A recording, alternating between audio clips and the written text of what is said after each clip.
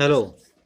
8वीं क्लास के जो हिंदी मीडियम के विद्यार्थी हैं उनके लिए नेक्स्ट पार्ट स्टार्ट होता है। और नेक्स्ट पार्ट को पढ़ने से पहले जो हमने कल पढ़ा था उसके बारे में बता देता हूँ कि कहाँ से कहाँ तक प्रश्न बनेगा। जो सिंसियर स्टूडेंट हैं वो लिख लेंगे, जो बाकी काम नहीं करते वो नहीं लिखेंगे। तो पहला बताता हूँ मैं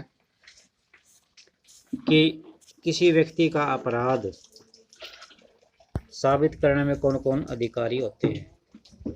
तो पुलिस अधिकारी यहाँ से, एक तो है पुलिस अधिकारी, दूसरा है वकील, सरकारी वकील, फिर ये है बचाव पक्ष का वकील, और फिर है न्यायाधीश। ये चार जो अधिकारी होते हैं ये आपराधिक न्याय व्यवस्था में मुख्य लोग होते हैं। आपराधिक न्याय व्यवस्था के मुख्य लोग कौन कौन से हैं, प्रश्न ये बनेगा भी। आपराधिक न्याय व्यवस्था में मुख्य लोग कौन कौन होते हैं, तो पुलिस, सरकारी वकील, बचाव पक्ष का वकील और न्यायाधीश, ये चार अधिकारी आपराधिक न्याय व्यवस्था में मुख्य लोग होते हैं। First person. सेकंड, अपराध की जांच करने में पुलिस की क्या भूमिका होती है। ये है भी पुलिस का एक महत्वपूर्ण काम होता है। यहाँ से लेके आप यहाँ तक लिखेंगे, चार्जशीट दाखिल कर देता है। उसके बाद जो लाइन आपने लिखनी है कि यह तय कर देना कि कोई व्यक्ति अपराधी है या नहीं है, यह तय करना पुलिस का काम नहीं है, यह तय करेगा न्यायाधीश। तो ये एक लाइन बीच में छोड़नी है, पूरा पैराग्राफ है, ठीक है। और छोड़नी लाइन कौन सी है, ये लाइन छोड़नी है, जैसा कि अध्याय की शुरुआत में बताया गया था, सिर्फ ये लाइन। नेक्स्ट है संविधान के अनुच्छेद 22 में और फौजदारी कानून में प्रत्येक गिरफ्तार व्यक्ति के मौलिक अधिकार क्या हैं। प्रश्न यही है, प्रश्न यही है। संविधान के अनुच्छेद 22 और फौजदारी कानून में प्रत्येक गिरफ्तार व्यक्ति के मौलिक अधिकार क्या हैं, उनका वर्णन कीजिए। आंसर है, आंसर में आप लिखेंगे ये 4 पॉइंट्स, 4 नहीं 5 है, 1 2 3 4 5 पॉइंट्स है। और ये लिखने के अपने को अपनी फेयर कॉपी में लिखना है। इसके बाद नेक्स्ट आपका जो प्रश्न बनता है, डी के बसु द्वारा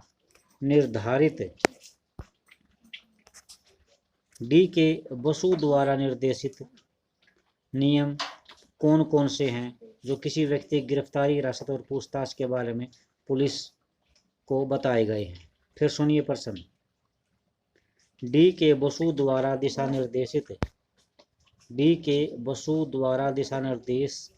निर्देशित वे नियम कौन कौन से हैं जो किसी व्यक्ति की गिरफ्तारी, हिरासत और पूछताछ के बारे में पुलिस को बताए गए हैं, ये प्रश्न है। उसके बाद आप ये 4 पॉइंट्स अपनी कॉपी में लिखने हैं, जो छोटे छोटे पॉइंट बना के दिखाए गए हैं। ये चारों लाइनें आपने अपनी कॉपी में लिखनी है। उसके बाद हमारा आता है भी आज का एफआईआर होती क्या है, इसको पढ़ेंगे पहले, बाद में बताऊंगा मैं क्या इसमें आंसर वो बनेगा। एफआईआर का फुल फॉर्म होता है शाब्दिक अर्थ प्रथम सूचना रिपोर्ट, यानी प्राथमिकी। पुलिस एफआईआर दर्ज होने के बाद ही किसी अपराध की पड़ताल शुरू करती है। कानून में कहा गया है कि किसी संज्ञेय अपराध की सूचना मिलने पर थाने के प्रभारी अधिकारी को फौरन एफआईआर दर्ज करानी चाहिए। पुलिस को यह सूचना मौखिक या लिखित किसी भी रूप में दी जा सकती है। एफआईआर में आमतौर पर वारदात की तारीख, समय और स्थान का उल्लेख किया जाता है। उसमें वारदात के मुख्य तथ्यों और घटनाओं का विवरण भी लिखा जाता है। अगर अपराधी का पता हो या अपराधियों का पता हो तो उनके नाम और गवाहों का वर्णन भी किया जाता है। एफआईआर में शिकायत दर्ज कराने वाले व्यक्ति का नाम और पता भी लिखा जाता है। एफआईआर के लिए पुलिस के पास एक खास फॉर्म होता है। इस पर शिकायत करने वाले के दस्तखत कराए जाते हैं। शिकायत करने वाले को पुलिस से एफआईआर की एक नकल मुफ्त पाने का कानून में अधिकार है। तो यहाँ पर प्रश्न ये बनेगा, एफआईआर क्या होती है, इसमें मुख्य सूचनाएं कौन कौन सी लिखनी होती है। तो एफआईआर यहाँ से शुरू करेंगे भी, यहाँ से एफआईआर दर्ज होने के बाद ये अपराध की जांच शुरू करती है। कानून में कहा गया है कि किसी संज्ञेय अपराध की सूचना मिलने पर ही थाने के प्रभारियों को, ये लाइन आप छोड़ देंगे भी, कानून में कहा गया है, यहाँ से ये लाइन नहीं लिखनी है, यहाँ तक लिखना है एक बार, यहाँ तक, फिर आगे आइए एफआईआर में, यहाँ से फिर लग जाओ। एफआईआर में आमतौर पर वारदात की तारीख, समय और स्थान का उल्लेख किया जाता है। इसमें वारदात के मूल तथ्य और घटनाओं का विवरण लिखा जाता है। अगर अपराधियों का पता हो तो उनके नाम पते लिखे जाते हैं। एफआईआर में शिकायत करने वाले का नाम और पता लिखा जाता है, यहाँ तक लिखना है। एफआईआर में शिकायत करने वाले का नाम और पता लिखा जाता है और लास्ट में शिकायत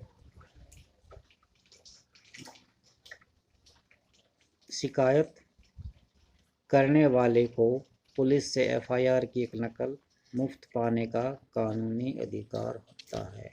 तो ये एफआईआर क्या है, इसमें क्या क्या सूचनाएं भरी जाती हैं, ये आपको लिखना है। तो आपके अब तक के कुल प्रश्न हो गए हैं 4। एफआईआर क्या है, इसमें क्या क्या सूचना लिखी जाती है, प्रश्न है भी ये लास्ट। एफआईआर क्या है, इसमें क्या क्या सूचना लिखी जाती है, ये मैंने सारा बता दिया है। फिर भी किसी को समझ में नहीं आए तो बता देना।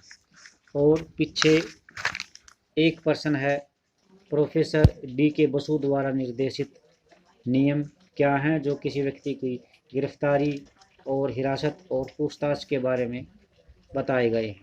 ये चारों पॉइंट्स लिखने हैं। फिर इसके बाद है अपराध की जांच करने में पुलिस की क्या भूमिका होती है, ये भी तय कर दिया गया है। फिर उन 4 अधिकारियों के नाम बताइए जो आपराधिक न्याय व्यवस्था में मुख्य लोग होते हैं। तो ये छोटा सा प्रश्न है। पुलिस होता है नंबर 1 पुलिस, नंबर 2 सरकारी वकील, नंबर 3 बचाव पक्ष का वकील और नंबर 4 न्यायाधीश। तो ये 4 प्रश्न बने हैं आपको, आपने अभी तक इनको अपनी कॉपी में लिख लेना है और याद कर लेना है, ठीक है। और एक बात और, जिस किसी का भी एडमिशन नहीं हुआ है वो ये जो ऐप पे काम मिलता है वो देख नहीं पाएगा, इसलिए अपनी फीस जमा करवाओ। और 8वीं क्लास का बोर्ड बन चुका है, आपके पेपर भी बाहर से आएंगे, आपके पेपर दूसरे स्कूल में होंगे, चेक करने वाले भी दूसरे ही होंगे, इसलिए अपनी तैयारी अच्छी तरह से करो। और ये जो दिखाया गया है यहाँ पे, ये एफआईआर की पेज दिखा रखा है जिसको भरा जाता है, ये सारी सूचना भरी जाती है। तो इन सब को थोड़ा थोड़ा करवाता हूँ बिल्कुल काम अब मैं। तो अब आप इनको अच्छी तरह से याद कर लेना और अपनी जो फेयर कॉपी में लिख लेना। थैंक्स।